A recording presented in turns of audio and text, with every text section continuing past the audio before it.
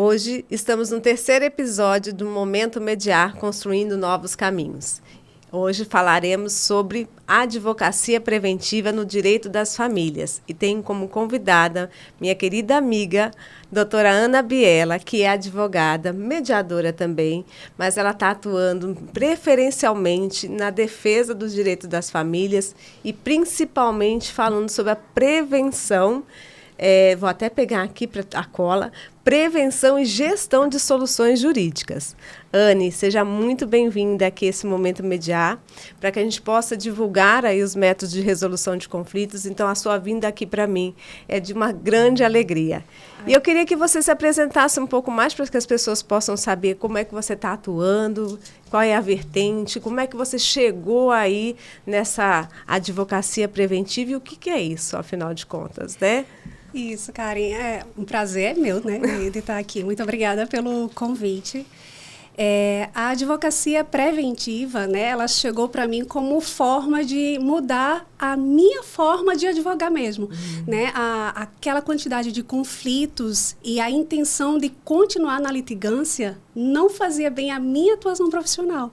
Então, aquele incômodo que eu fui tendo, né, durante essa atuação sempre no contencioso, foi gerando essa curiosidade, né, de como poder agir, né, dentro do meu trabalho, de forma a favorecer aquelas famílias que eu estava atendendo, né, não ser apenas algo burocrático. Né, quando você fala algo burocrático, seria algo voltado assim para o processo judicial? É nessa vertente que você está trazendo? Nesse sentido, para o processo judicial. Porque as pessoas, geralmente, quando pensam em algum conflito, ou quando se encontram em algum conflito, né, elas já pensam que a forma de solucionar será através de uma ação judicial. Certo. E aí a gente, quando traz isso para o preventivo, né, para o contratual, é justamente o oposto, né? A gente passa a analisar aquela situação, né, e trazer para aquela família as estratégias possíveis para aquela solução, que não existe só o processo judicial. E é interessante o que você trata, e, gente, eu deixo aqui bem claro, quando a gente fala de conflito, o conflito não é destrutivo, isso. E todas as famílias passam por conflitos, isso. Né? Inclusive as nossas. É sempre uma construção, né, daquele relacionamento. Quando você fala dessa prevenção, Anne, e não só no momento do divórcio, se é isso que eu estou querendo, estou compreendendo da sua fala. Quando você fala dessa prevenção, você está falando da possibilidade dessas famílias se organizarem em um momento antes mesmo de um casamento, seria isso? E também, diante de uma ruptura familiar, existe a possibilidade também dessa prevenção? Traz um pouco mais para que as pessoas que nos ouvem possam entender o que seria essa advocacia preventiva no direito das famílias. Uma das coisas que me move também, quando a gente vai estudar, e está lá no nosso código de ética, né, que uma das nossas funções como advogado é a prevenção de litígios, né, o estímulo à conciliação. Sim. E quando a gente tem esse olhar voltado para as famílias, precisa ser mais especial, um olhar mais atento. E como é que a gente usa, Anne? Você hoje só atende consensual? Não. A gente atende o preventivo e quando o litígio ou o conflito já está instalado também, o nosso olhar é preventivo. Sim. Ainda que no contencioso, nosso olhar é preventivo. Então, na prática, como é que a gente funciona? Diante de um novo arranjo familiar, né? Aquelas pessoas se veem numa situação que querem fazer um novo arranjo familiar, seja pelo casamento, seja pela união estável. E aí, diante dessa intenção, então vem até nós e a gente traz à mesa a ideia do diálogo. O diálogo naquela família com respeito. E o diálogo real da situação daquela família, onde quais são as intenções de cada um, quais são as vontades, os princípios. E ali eles podem planejar como vai acontecer aquela nova união. Né? E esse planejamento, quando a gente fala, Karen, tanto é um planejamento emocional, como um planejamento patrimonial. Isso é importante falar, porque as pessoas, quando pensam em um planejamento, vai pensar que é só a questão do regime patrimonial do casamento ou da união estável, né? Isso. Mas envolve outras questões. Outras questões. O planejamento patrimonial, ele está dentro do planejamento matrimonial. Sim. Né? É um item que a gente traz. Ana, o que é que pode ser visto num planejamento matrimonial? E aí, um exemplo o pacto antinupcial, né, que é um grande instrumento de gestão daquela relação. E nesse pacto, o que é que a gente pode prever ali? Qual é o diálogo que a gente traz para aquela família? Então, a gente traz para elas algumas indagações. Como que eles gostariam que fosse aquela relação? Né? A continuidade, a convivência. Como que pode ser a criação de um filho? Uma outra pergunta assim, que dificilmente eles se perguntam quando a gente traz uma novidade, em caso de uma doença ou um acidente, uma ausência momentânea ou até definitiva, como que ficam os meus filhos? Né? Qual a pessoa de confiança daquela família onde eu posso deixar pré-estabelecido com quem eu gostaria que ele convivesse? Então, assim, a gente traz vários pontos para aquela família refletir e, diante dessa conversa, gera uma confiança e gera uma estruturação diferente naquela família.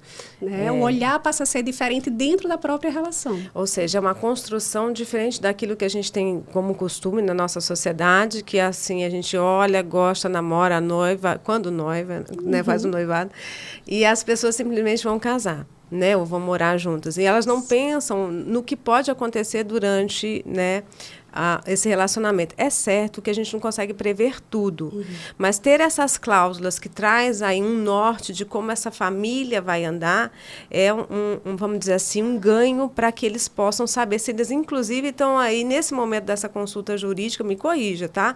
Eles possam também perceber se eles têm a mesma, vamos dizer, as mesmas, os mesmos olhares, os mesmos sonhos, os mesmos objetivos, e se não tem, onde é que eles podem ajustar para evitar justamente esse conflito no futuro, né? É exatamente isso, Karen. A gente trata ali de sonhos, de medos, de princípios das famílias, né? Do que eles pensam em construir dali para frente, né? E quando eles fazem, né, tem essa conversa e conseguem pontuar suas dúvidas, os seus medos, a intenção deles em proteger tanto o companheiro como proteger a si mesmo, né, naquela relação, para que ela possa perdurar. É interessante que, às vezes, num primeiro momento, quando aquela família chega e não tem a ideia do planejamento, vem por outro motivo, e a gente, olha, vamos conversar um pouquinho sobre planejamento familiar. A primeira indagação que eles trazem é, não, doutora, mas eu estou casando para não divorciar. Porque tem essa ideia de que um planejamento ele está antecipando as causas de um divórcio. E esse ponto é bem interessante que você traz, porque eu sempre converso, né, com os alunos o seguinte: um casamento vai terminar.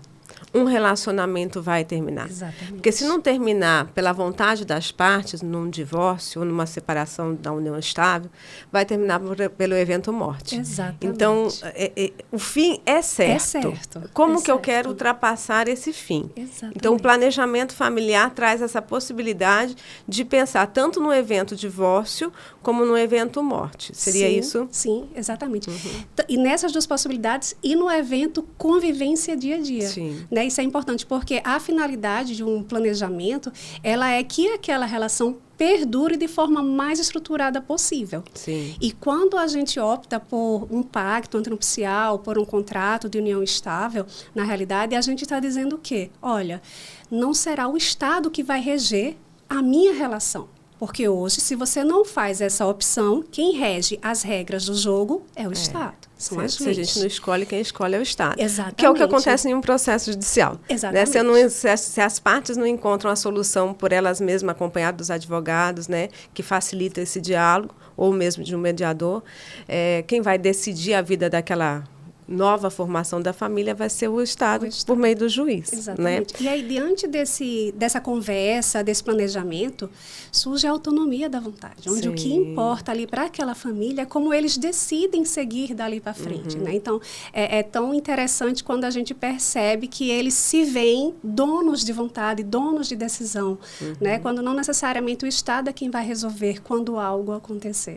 Mas é uma mudança de cultura, né? Uma mudança. Que a gente está trazendo essas possibilidades para que as pessoas possam entender que a ausência de concordância, porque existindo duas pessoas, vai ter olhares diferentes sobre a mesma situação. Sim. Então, essa ausência de concordância não significa um conflito que venha a dar um término desse relacionamento, mas sim como que eu vou administrar esse conflito, né? Exatamente. E existe também a possibilidade de uma pacto de silêncio, né? Ou seja, no momento de um divórcio, para que a gente possa, ou para uma mediação, ou fazer umas práticas colaborativas, ou também a não divulgação, né, da exposição do término desse relacionamento, preservando aí as crianças. Isso. E aí eu queria também que você falasse um pouquinho, Anne, essa questão das práticas colaborativas, como você vê a mediação, mas antes de falar sobre esse ponto, talvez a questão do planejamento sucessório. É também uma possibilidade de uma advocacia preventiva, não é? É uma possibilidade, a advocacia preventiva, planejamento sucessório, sem dúvida. E aí, quando a gente pensa em planejamento sucessório, a gente esbarra, às vezes, a sociedade pensando assim, mas depois que eu morrer, que se resolvam. Quando, na realidade, quando a gente conversa sobre planejamento sucessório, a gente está falando de amor. Né? Amor porque eu quero que aquela minha família perdure, mesmo quando eu não estiver aqui. Né? Mesmo quando aquele ente querido não estiver aqui. E a gente também pode pensar no sentido de que, quando esse ente querido falece, geralmente, ele é o elo de amor entre todos. Sim. E, às vezes, por exemplo, entre pai e irmãos. E quando ele falece, ele pode até não imaginar o que vai acontecer, mas tirando aquele elo de amor, surgem muitos conflitos. Aí é onde a gente vê inventários que duram anos e anos. Para você ter ideia, cara, só para exemplificar, eu tive um cliente assim que é uma família muito rica, de fato, mas o esteio da família, digamos assim, veio a falecer e não houve esse planejamento. Né?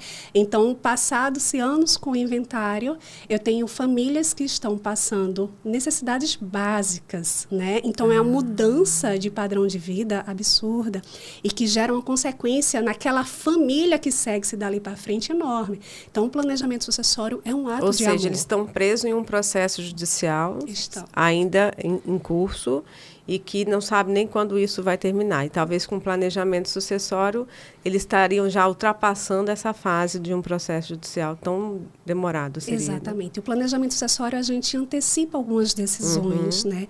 A gente, claro, cuidadosamente, porque tem toda uma gestão de disciplina ali, né? De tributário, de família, de patrimônio. Até do limite que a lei impõe, né? Exatamente. Também. Tem toda essa gestão. Então, com todo cuidado, é feito esse planejamento para que não chegue, né, a esse ponto.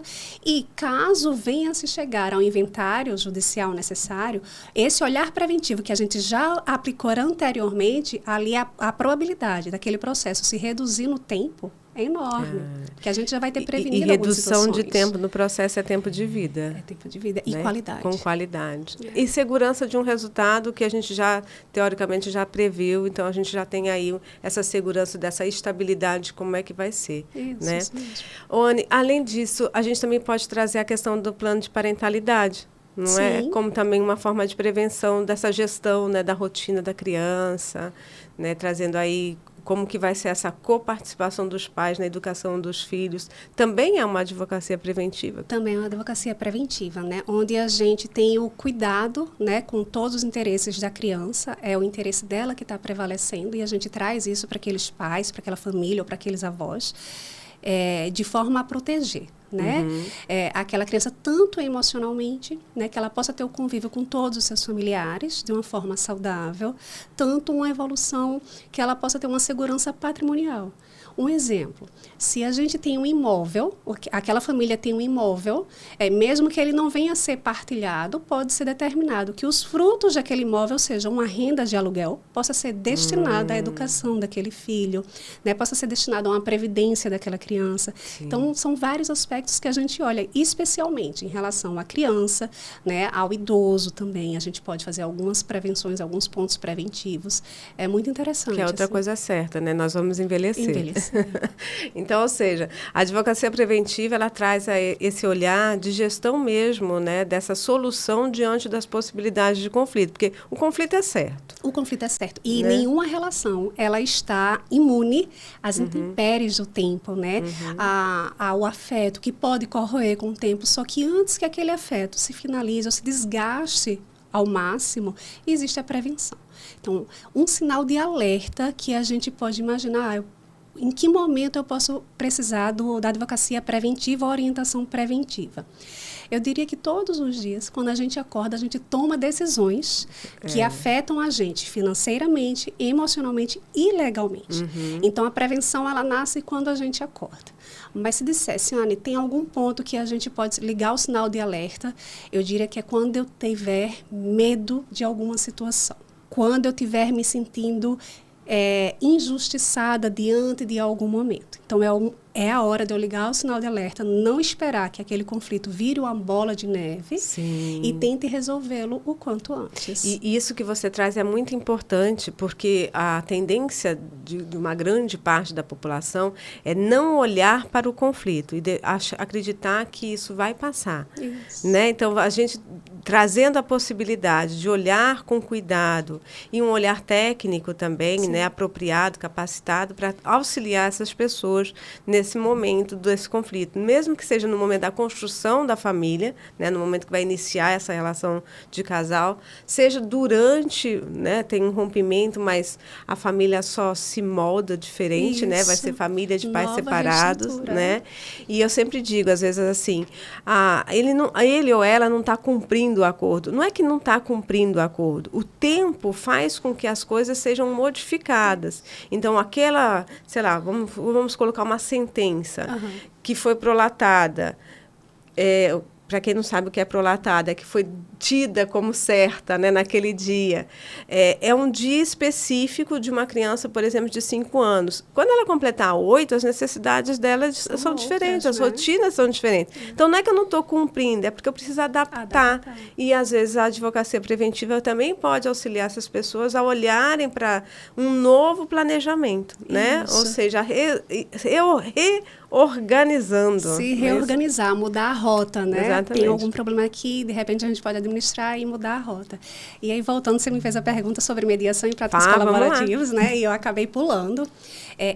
São 2 estratégias que a gente utiliza bastante na advocacia preventiva, né? Sim. A mediação, você aí é experta no seu dia a dia, né? A mediação, ela faz com que aquela família consiga, diante do mediador, se ouvir. Né? E o quanto é importante essa escuta, você entender qual é o medo do outro, qual é o sonho do outro, o que é que ele imagina de uma relação, ou o que é que ele imagina de como pode ficar o filho dele. Né? Você fazer que eles se escutem, traz um amadurecimento na relação.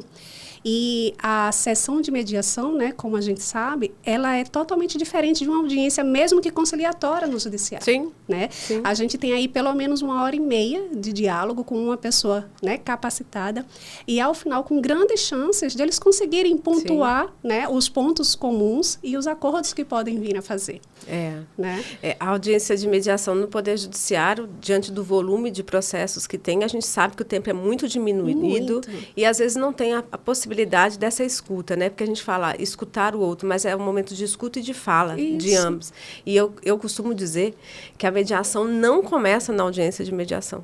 A mediação inicia na sala do advogado. No primeiro atendimento. No primeiro atendimento. Então, assim, se você quer ir para a mediação, se você quer ir com planejamento para a mediação, esteja acompanhado de um bom advogado, que vai trazer para você as possibilidades de criação de solução. Não sei se você pensa igual a mim. Exatamente. A gente faz parte dessa mesma escola, né? E aí também tem a outra estratégia, que são as práticas colaborativas, né? E não é tão divulgada, então cabe a gente explicar um pouquinho melhor, né? O que são as práticas colaborativas.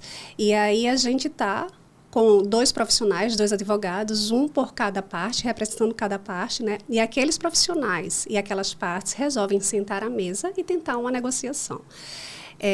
E essa negociação, essa conversa, ela pode ser acompanhada de outros profissionais, né? Uma multidisciplinariedade ali, onde a gente pode convidar psicólogo para que faça um acompanhamento durante aquele período, para que entenda o momento, aquela família entenda o momento que estão passando, né? De forma um pouco mais madura e um pouco mais segura.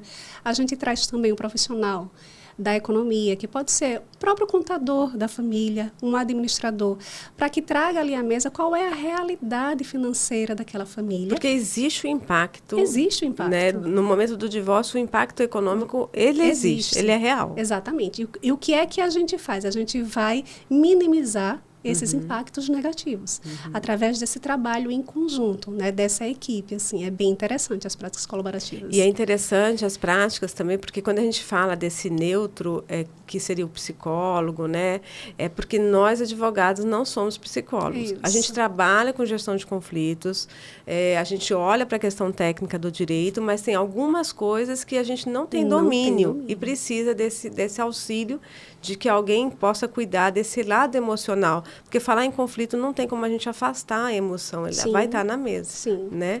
E quando a gente fala das práticas colaborativas, existe também o termo de não litigância. Isso. Né? Que seria a possibilidade dos advogados que estão acompanhando essas pessoas, eles não podem entrar com um processo judicial. Exatamente. Mas, gente, não é porque as pessoas não podem ir para o Poder Judiciário, elas podem. Quem não vai poder ir são os advogados que estão acompanhando. É importante a gente falar sobre isso, né, Anne? A gente que trabalha, que estuda, né, sobre as práticas colaborativas, é bom que as pessoas entendam. Isso, porque naquela mesa das práticas colaborativas vão estar informações, né, dados daquela família, onde não seria interessante que aquele mesmo advogado que acompanhou até aquele momento, ele siga para o judiciário. Né? Então, existe esse termo, né, de não litigância, e a gente finaliza, caso não haja acordo, finaliza a nossa atuação ao final daquelas práticas, e outro advogado de confiança das partes segue com a parte contenciosa. Né? Mas a probabilidade de eles encontrarem um caminho de solução é grande quando a gente tem, né? Porque quando eles assinam o termo, eles já estão voltados para a construção. Exatamente, né? eles já têm essa ideia, né? Que estão sentando ali com todo o amor para tentar negociar, para tentar, né, ter outras soluções que não seja aquele litígio, né, a contenda especificamente dentro do judiciário, né? E também é importante pelo próprio sigilo daquelas informações familiares, né? Muitas famílias que a gente atende também são famílias e são empresas, né? Tem empresas, né, familiares, e ali tem informações que de repente, quando você vai para um judiciário, vai precisar de um administrador, por mais sigilo que exista, né? Que a gente sabe que as ações de família são sigilosas, não tem a confidencialidade. Não tem, né? O processo é público, na hora da divulgação, um ou outro acaba sabendo o que está acontecendo, né? Isso. E já nas práticas a gente tem essa probabilidade. Controle. Como também na mediação, né? A confidencialidade, ela está ali, então, caso as pessoas resolvam ir para a mediação extrajudicial, o que eles falaram, deixaram de falar, não vai estar aparecendo num termo de acordo. Exatamente. E sim apenas, então, somente a construção do acordo que, se havendo necessidade, vai ser homologado pelo Poder Judiciário. Então, ou seja, são possibilidades de atuação do direito das famílias diferente do tradicional, vamos assim dizer. Não que o tradicional não seja importante, E é importante a gente também ressaltar, não sei, Ana, se você pensa como eu também, mas eu acredito que sim, né? Porque a gente comunga das mesmas ideias, nós somos parceiras também. Então, assim, às vezes é necessário um processo judicial para que as pessoas sentem à mesa. Sim. Né? Porque, às vezes, a gente não consegue chamar o outro para poder conversar. Você já teve esse tipo de experiência? Já. Né? A gente faz a análise da situação. Às vezes, como você disse, a gente tenta convidar a outra parte. E mesmo quando essa parte não vem, existe a possibilidade da gente seguir ainda assim pelo preventivo, né? Mas quando chega no... Eu me perdi na sua pergunta. Eu estou perguntando para vocês, quando a gente está diante de um processo judicial, às vezes ele é necessário para que a outra parte sente para conversar. Sim, exatamente. Não é todas as situações que chegam a gente usa da mesma estratégia.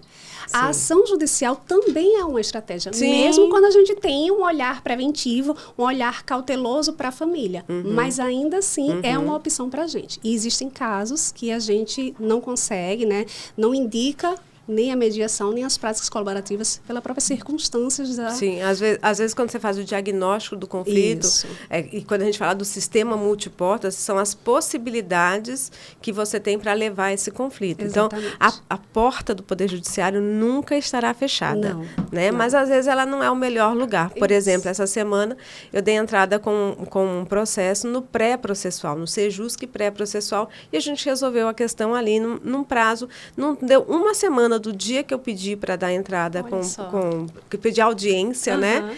Para o momento da audiência. Então, às vezes, era só um momento para sentar mesmo, para conversar, que eu não estava conseguindo fazer isso no escritório, por exemplo. Então, eu precisei do auxílio do Poder Judiciário para sentar à mesa para poder chegar num acordo. Então, a gente precisa sempre pensar o seguinte, quando a gente fala da mediação, das práticas colaborativas, da advocacia preventiva, a gente não está afastando o Poder Judiciário ou querendo ser aí um advogado diferente do advogado tradicional. A gente só está trazendo as possibilidades que existem para resolução. Porque quando a gente tem um conflito, a gente não quer um processo. Assim eu penso. Sim. A gente quer uma solução para aquela questão que está sendo levada ao advogado. O diferencial é que... Deixa eu botar um cafezinho.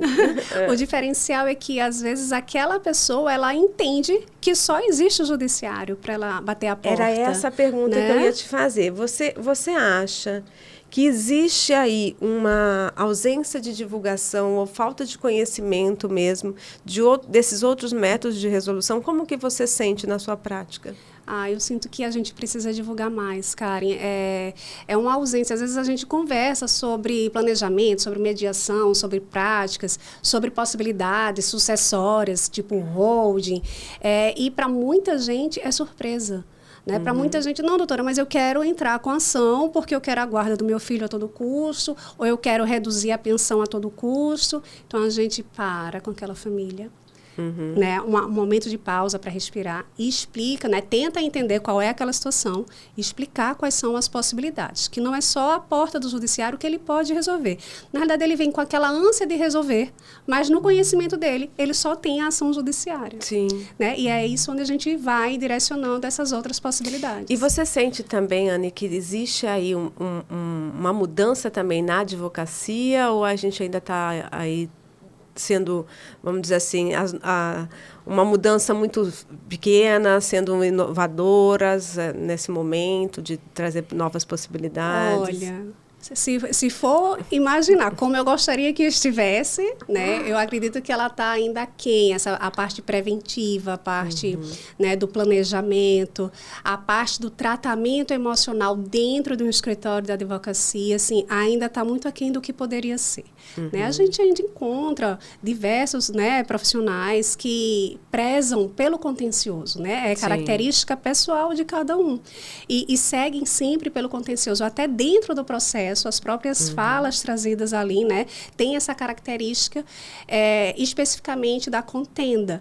E vale lembrar também, quando a gente está na faculdade, né, pelo menos na minha época, eu não, em momento nenhum, eu tive matéria sobre mediação, sobre consenso.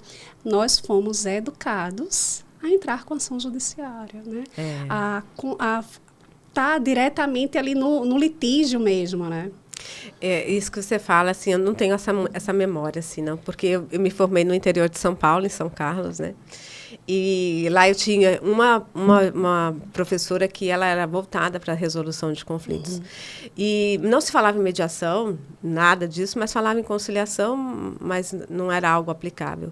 Só que uma coisa que eu senti diferença quando eu vim de São Paulo para cá, que lá na nossa região, né, que eu era do interior, nós entrávamos em contato com os outros advogados para tentar resolver as questões antes de um processo judicial. Isso era muito comum. E quando eu vim para Maceió, quando eu fiz isso a primeira vez, eu não tive uma receptividade muito boa, e aí eu tive que aprender a lidar com como é que aqui funcionava. Então, assim, é uma questão de percepção mesmo, né? E também eu acredito que é como a sociedade enxerga também o advogado, enxerga o advogado como detentor do poder de resolver, de falar pelo outro. E é essa mesmo a nossa função, né? A gente tem que lutar pelos direitos que estão sendo violados. Mas tem situações em que eu não preciso lutar ou guerrear com o outro para poder defender os direitos do meu cliente. Né? Acho que tem outras formas da gente poder aí alinhar as vontades, né?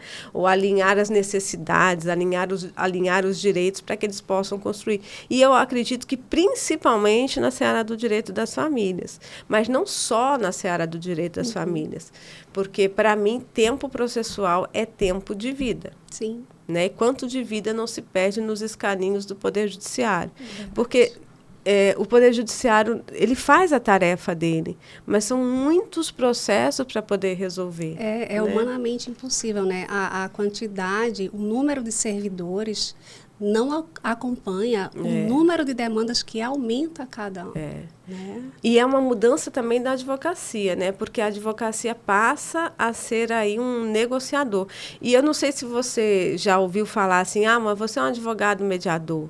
Isso é uma questão também bem importante da gente pontuar, né? Porque eu posso ser advogada e posso ser mediadora. Exatamente. Mas eu não posso ser advogado mediador, né? Isso, não do mesmo cliente, né? Não dos nossos clientes, né? Os clientes que nos chegam, né? E aí, curioso, porque eu tive uma pessoa que chegou por indicação, porque sabia da forma de trabalho, né? E aí, doutor, eu preciso de uma mediação, e começou a contar o caso. Eu disse, espera um pouquinho. A gente precisa entender, né? Você precisa entender qual profissional que nesse momento você está precisando, né? Um advogado para te orientar nessa situação específica, ou se você está procurando um mediador que vai convidar a outra parte para que vocês possam sentar à mesa e conversar. E aí ela parou assim e fez, não, eu quero uma advogada que me oriente. Aí foi quando a gente marcou, né, lá no escritório.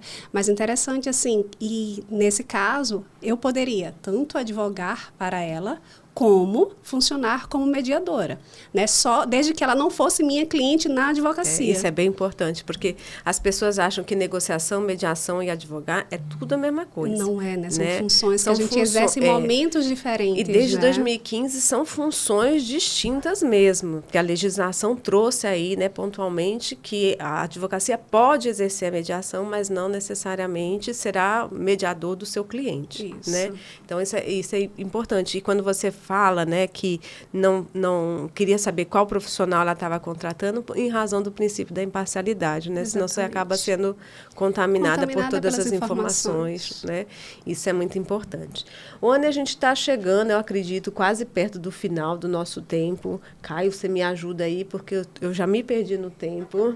Mas eu queria saber, Anne, o que mais você poderia trazer para a gente aí, né? Como que a advocacia preventiva pode ajudar, né, nessa proteção aí das famílias, das crianças? Como você enxerga essa vertente? Eu acho que a prevenção, ela é a chave de um relacionamento maduro e duradouro. Né? Você se antecipa ali às situações, você tem uma conversa madura para que não chegue a um conflito maior, a um momento que precisa de uma decisão mais drástica, antes de chegar nesse momento. Você acha que é difícil, Anne, essa questão da conversa madura? É difícil. É uma conversa desconfortável, mas ela é desconfortável em um momento de paz. Diferente de uma conversa desconfortável quando eu estou no conflito, né? Quando eu estou numa sala de audiência no judiciário, é totalmente diferente. O meu olhar para uma conversa no momento de paz é um olhar amoroso. Então, eu consigo enxergar o que eu gostaria para o outro, ou o que eu gostaria que não acontecesse com o outro. Então, a conversa, embora desconfortável, porque tratam de sentimentos e de pontos importantes, tanto financeiros como emocionais, né? É uma conversa que ela traz essa maturidade. E aí estrutura a família muito melhor. Entendi. Então, ou seja, é um olhar realmente diferente para esse planejamento. E é interessante, não sei se você já ouviu falar isso, mas, por exemplo, então, se eu fizer um planejamento familiar e queira escolher um regime patrimonial diferente do regime legal, então você não me ama, não confia em mim. Eu falo isso porque quando eu falo sobre os regimes patrimoniais, os alunos falam, professor, esse negócio de falar de separação total de bens é porque não ama. E não tem nada a ver, né? Não, nada. Falar de regime de bens no início de uma relação é eu olhar para o que eu já construí, né? Olhar o que queremos construir juntos, né? E como vai ficar durante essa relação.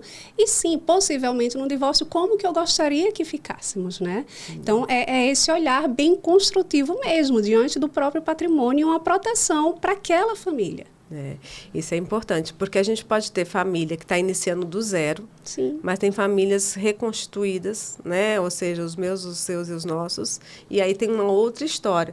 Então, a questão patrimonial não interfere no amor, muito pelo contrário, o regime patrimonial escolhido, mesmo de separação total de bens, no momento de um falecimento, o cônjuge sobrevivente vai estar até segurado. Sim.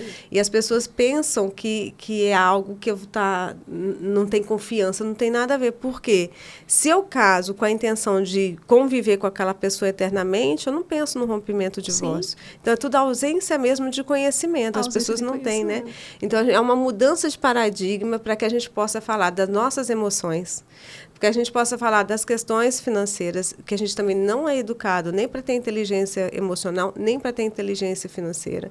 E a gente só vai pensar nisso no momento do divórcio. Isso. E aí entra a questão culpa. E a culpa sempre é do outro.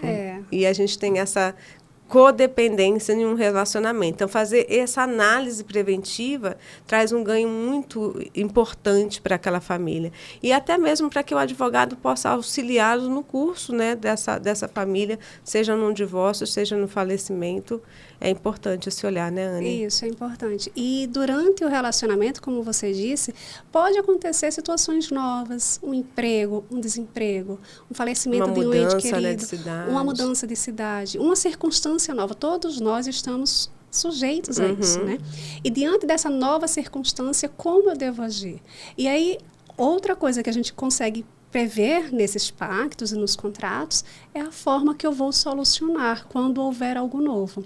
Por exemplo, eu posso prever ali que a minha família, né, quando alguma das partes sentir a intenção de um divórcio ou estiver em crise, se perceber em crise, eu posso dizer que aquela família vai passar por um acompanhamento psicológico, a família toda.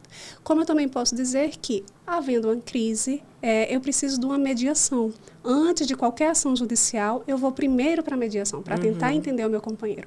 Então, aquela conversa é uma conversa amorosa, é um olhar amoroso para a outra parte. Então, você conversar sobre planejamento, sobre regime de bens, é amor. Não é diferente disso. Não. E eu falo assim, até num divórcio é um amor. Porque quando eu peço para separar, eu também estou amando o meu momento de vida, que agora é um outro momento. Então, assim, é uma percepção diferente, mas aí a gente precisa de um outro encontro. De outro momento. Esse assunto porque senão, muito bom, né? A gente fala demais. Anne, qual seria uma última mensagem que você deixaria, assim, que você acha que seria importante enaltecer agora no finalzinho do nosso encontro? A mensagem que eu deixo é que as famílias precisam se preocupar com o curso da minha relação. Não deixar a preocupação para quando acontecer alguma coisa, porque é certo, vai acontecer. Então, se eu amo minha família, se eu quero que ela se eternize durante o tempo, eu preciso pensar preventivamente. E mesmo que o eterno seja um tempo curto, Sim. né? Seja eterno enquanto dure. Enquanto dure. Né? Excelente, Anne. Então, se vocês têm querem mais informações sobre esse tema, procurem, né, um profissional capacitado que fale sobre essa advocacia preventiva para enaltecer e fortalecer as relações familiares, não importa se no início, no meio ou, né, no momento de falecimento, no final. É muito importante. Anne, gratidão pela sua presença. E eu queria fechar com uma frase que eu trouxe aqui, que só não trouxe o autor, gente, mas o outro lado não é um inimigo a se combater, e sim um sujeito a se relacionar. Então, mesmo no momento de um divórcio, se eu convivi com essa pessoa faz parte da minha vida e nunca deixará de fazer, faz parte da história daquela família. Então, saber administrar e reconhecer essa história é importante, né? Então, é isso. Muito obrigada. Karen, eu que agradeço a oportunidade, né, de falar desse assunto que nos é tão caro, né? Muito caro. É isso aí.